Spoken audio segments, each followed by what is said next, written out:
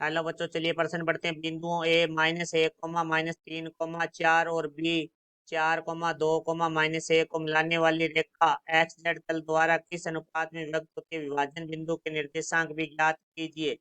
मुख्य अवधारणा। तो हमारा जो प्रश्न है वो अनुपात से संबंधित है, तो हमें यहाँ विभाजन सूत्र की बात करनी होगी। तो विभाजन सूत्र में हमें ये नहीं लिखा हुआ कि अंत विभाजन है या बाह्य विभाजन। जब ये नहीं लिखा होता तो हम विभाजन सूत्र है वो अंत विभाजन का ही यू प्रयोग में लेंगे। तो यहाँ से देखो एक्स बराबर हमारा होता है M1 x2 plus M2 x1 बटा में M1 प्लस M2, जहाँ M1 और M2 जो हमारा अनुपात है जिसमें हमारी रेखा जो विभाजित होती है। तो यहाँ से y बराबर हो जाएगा हमारा M1 y2 plus M2 y1 बटा में M1 प्लस M2, और z है वो हमारा हो जाएगा M1 z2 plus M2 z1 बटा में M1 प्लस M2।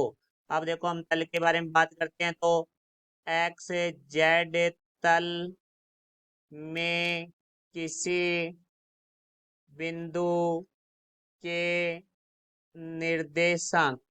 तो देखो जो कि एक्स जेड तल में है तो उसमें हमारे जो बिंदु के निर्देशांक है वो होंगे x, 0, z। तो अब देखो हम पर्सन के बारे में बात करते हैं। तो पर्सन में हमें दो बिंदुओं से मिलाने वाली एक रेखा है। तो देखो यहाँ से जो ये बिंदु है वो हमारा ए है जिसके निर्देशांक हमारे पास -1, -3, 4 है, और दूसरा बिंदु हमारा ये है बी। इन दोनों को मिलाने से एक हमारा रेखाखंड बन रहा है 4, 2, -1। तो इसको हमारा जो एक्स जेड तल है वो विभाजित कर रहा है। तो देखो उसके निर्देशांक होंगे, क्योंकि एक्स जेड तल का कोई भी बिंदु है उसके निर्देशांक x, 0, z होता है। तो ये हमें अनुपात बताना है, तो हम इस अनुपात को मान लेते हैं k/1। तो यहाँ से लिखेंगे हम मानना M1/M2 बराबर हमारा है k/1।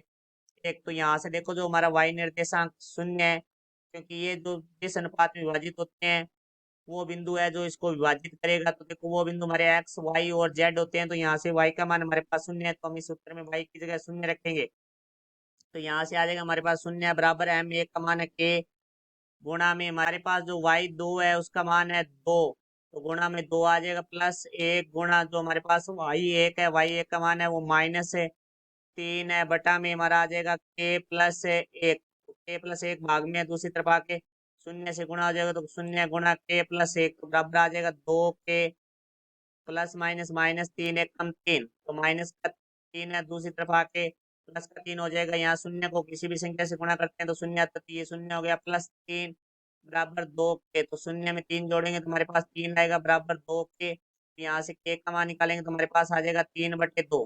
तो यहाँ से हम देखते हैं M1/M2 बराबर आ जाएगा हमारा 3/2 अनुपात 1। तो हम क्या करते हैं, अब इसको 2 से गुणा करेंगे तो M1/M2 बराबर आ जाएगा हमारा 3/2। तो हमारे पास अनुपात आ चुका है। तो हमें निर्देशांक ज्ञात करते हैं। तो देखो भाई हम पहले x के लिए बात करते हैं। तो x बराबर होता है हमारा M1 x2 plus M2 x1 बटा में M1 प्लस M2।